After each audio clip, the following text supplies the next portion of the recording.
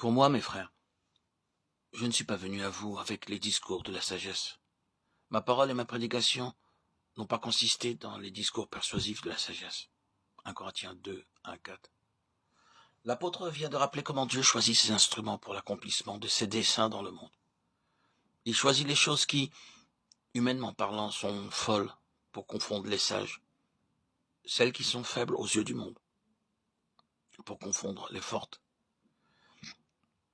Il a choisi les plus méprisées, même celles qui ne sont point, pour anéantir celles qui y sont.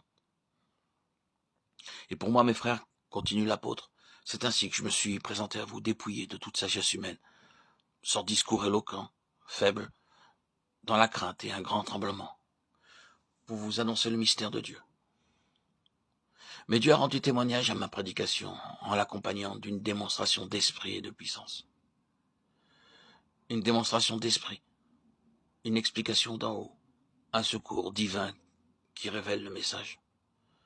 Si la prédication de la croix n'est pas accompagnée de cette illumination intérieure, de cette puissance de conviction de l'esprit, elle reste incompréhensible pour la raison seule qui se détourne et se donne à un autre évangile.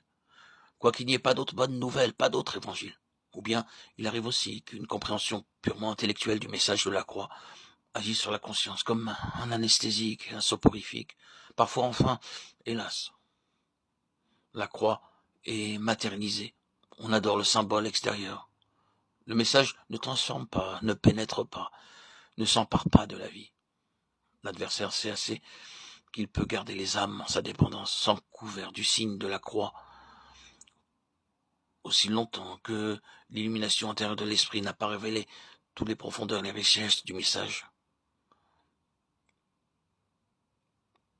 L'adversaire triomphe sous couvert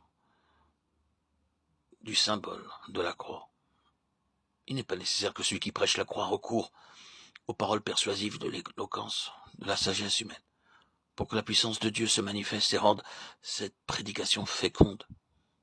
Au contraire, l'apôtre nous avertit que ceux-ci voileraient le message, le cacheraient.